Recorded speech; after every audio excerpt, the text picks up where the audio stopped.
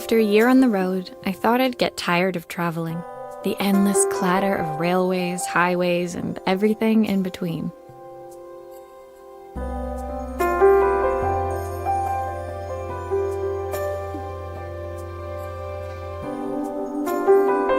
But as my train pulled into the station at Bellariva, I felt every bit as excited as the first day of my journey.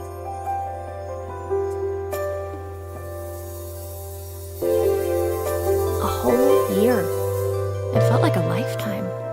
The places I'd seen, the people I'd met, of course, the forgotten treasures I'd given a new lease of life along the way. I'm a restorer by trade. Bringing our most beloved possessions back to life is what I love to do. I'd been traveling for months, working my way from one town to the next, fixing everything from family heirlooms to VCRs. Bellariva was my chance to take a break. Unfortunately, that would have to wait until after I'd unpacked.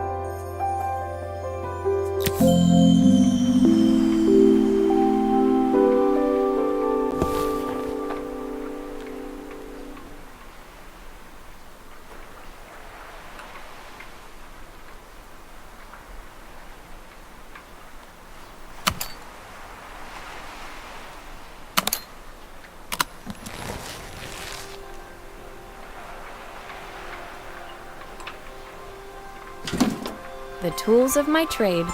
No hope of restoring things without these. My favorite overalls. These will never go out of style. My parents took this after I made my first repair. Seems like a lifetime ago. Looking forward to taking more close-ups of my fingers with this. I'll hand these out once I'm settled in. Fingers crossed they get me some work. My passport. Not many blank pages left now. Who doesn't love a scrunchie? Practical and stylish. I saw a guitarist wearing these at a show once. Rock and roll repair woman, at your service.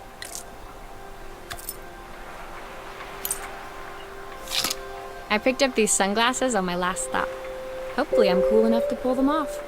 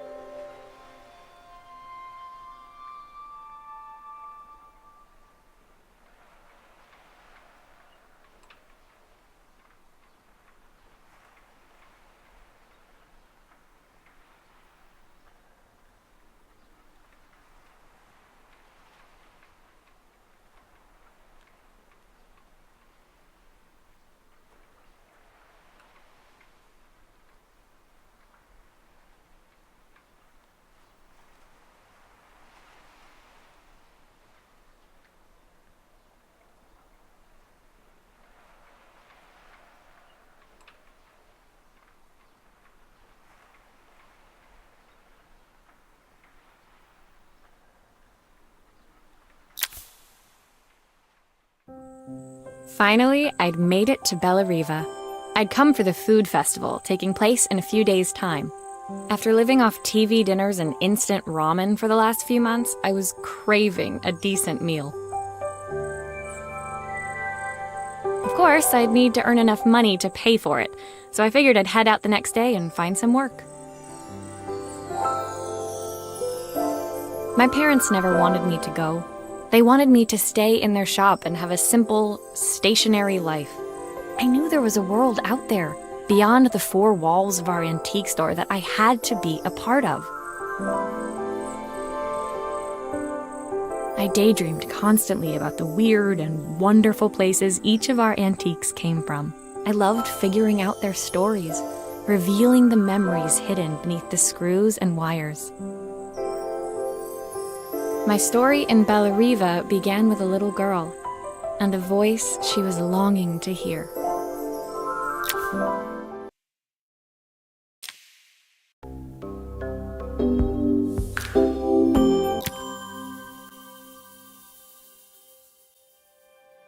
It was my first morning in Bellariva, and I couldn't wait to leave my hotel and explore. It was a quiet town, its streets and alleyways basking peacefully in the hot morning sun. In the main square, meanwhile, preparations were underway for the festival in a few days' time. As I handed out my flyers, I wondered what the people of Bellariva would need me to fix. So far, everything here seemed perfect.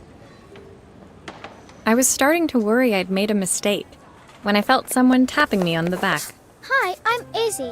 Do you know how to fix things? It was a little girl, maybe 7 years old, who must have gotten hold of one of my flyers. She rummaged around in her backpack until she hauled out a battered red cassette deck. My tape is broken and I can't make it work anymore.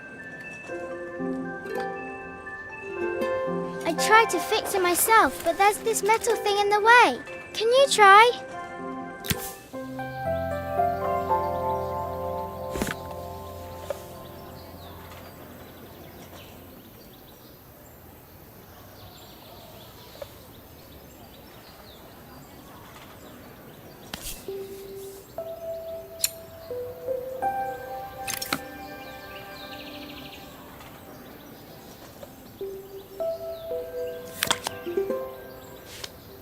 Aha! Those batteries look like they need replacing. Luckily, I have some spares.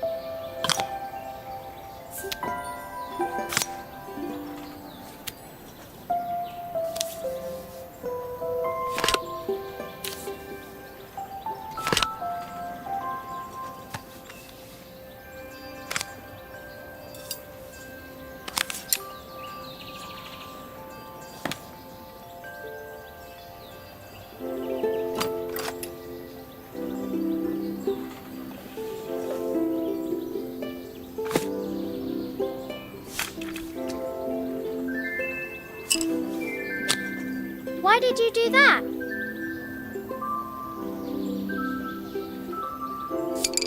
How did you do that? I didn't see.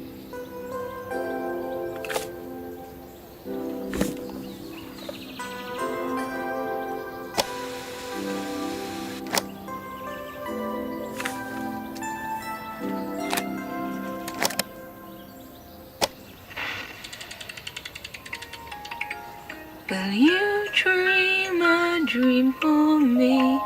If I sit by your side and hold you so tight, know that I will always love you, even though we both know that. When it finished, Izzy picked up the tape deck and tucked it carefully into her backpack.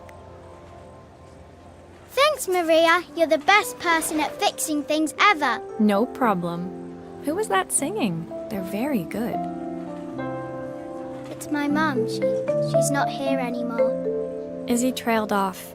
It was the kind of silence a cassette tape would never be enough to fill. When Izzy's friends called for her, she dug deep into her pockets, looking for something to pay me with. Eventually, she produced a grand total of a stick of gum, 3 mismatched buttons, and a yo-yo. I usually preferred a check, but Izzy looked so serious, I wrote out a full receipt. She seemed like a happy kid, but beneath it all, part of her life had been shattered. Part I wouldn't be able to fix.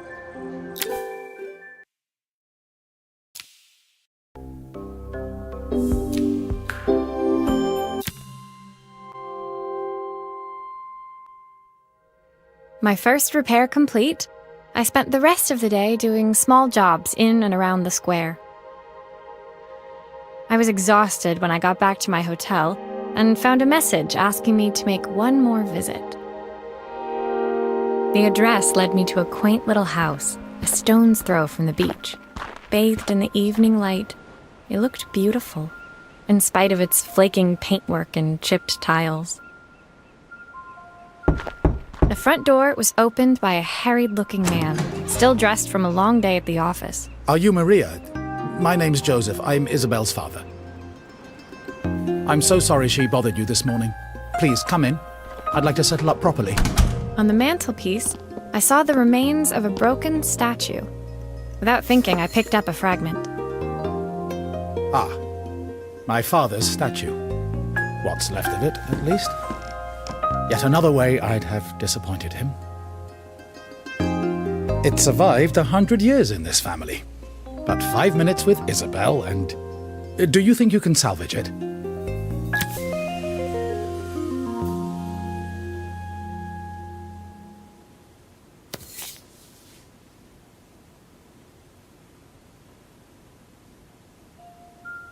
Will you be able to see the glue afterwards?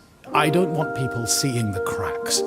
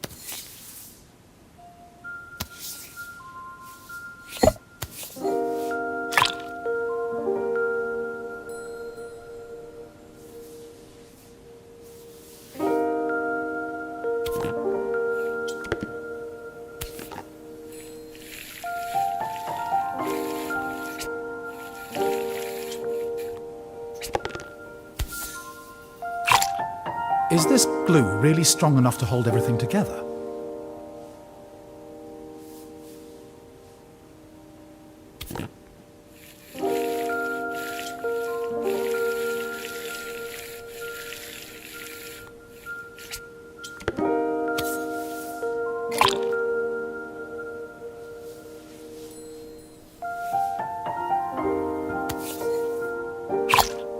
Sometimes I think my daughter should come with a warning label.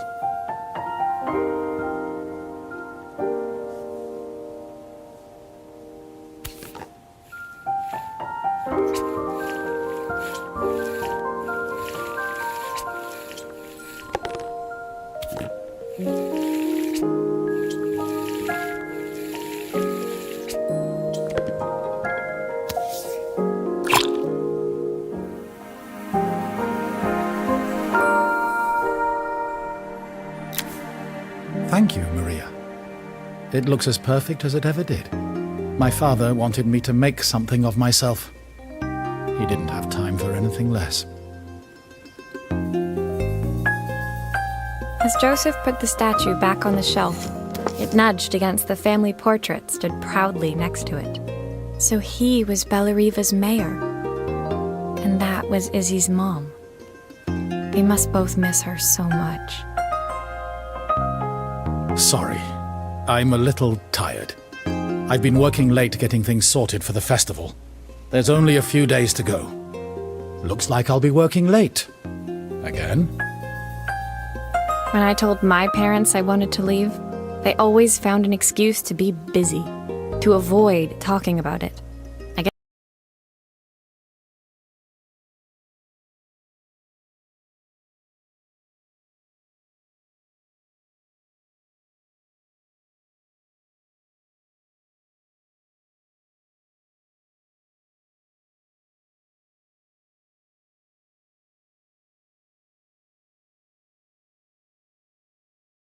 keeping themselves occupied was their way of pretending it wasn't happening. Joseph's work must have been taking up so much of his time. But maybe that was what he wanted.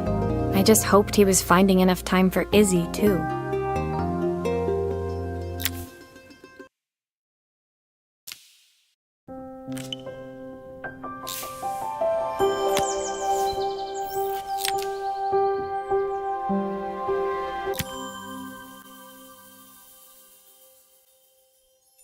My second day in Bellariva dawned bright and clear. Another beautiful sunny morning. Walking into town, I passed cafes overflowing with customers cradling their morning coffees. I stopped, breathing in the smell of roasted coffee beans and freshly baked pastries.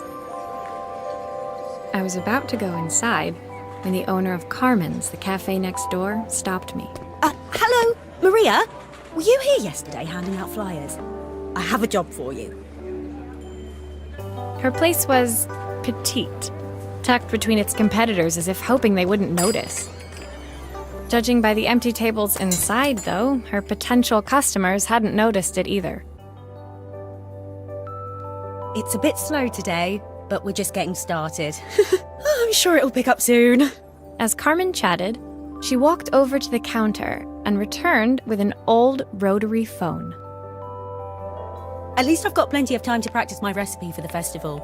It's a new special I've been working on. I was hoping to call my sister for some, seasoning tips, but it won't connect. Can you see if you can figure out what's wrong?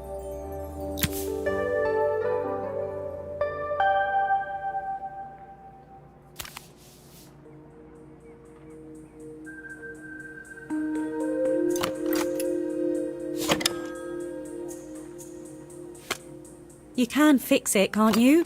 I can't afford to replace it.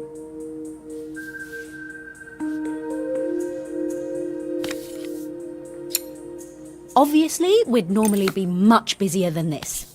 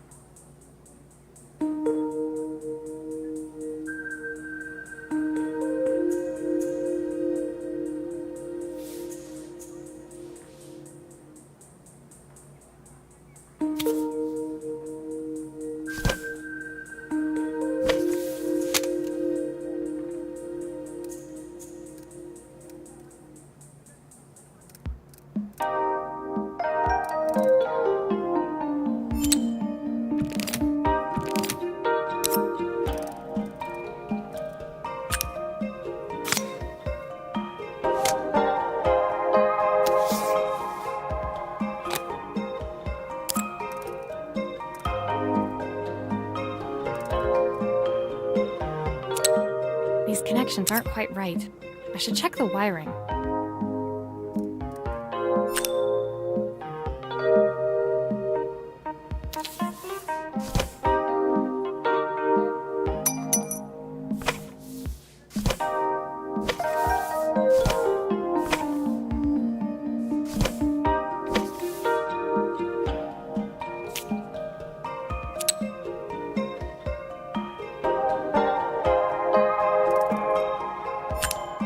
Looks like this new circuit board is all hooked up.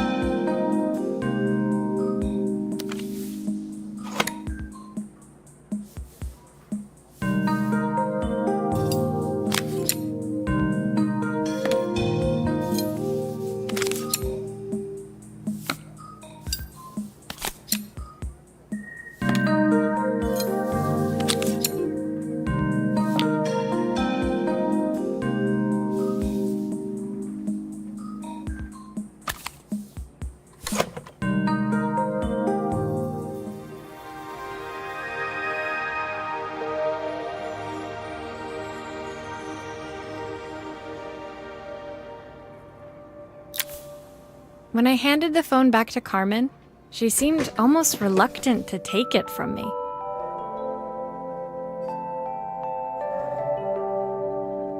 So it's all working now, is it? I don't have to leave it to dry or let it cool down?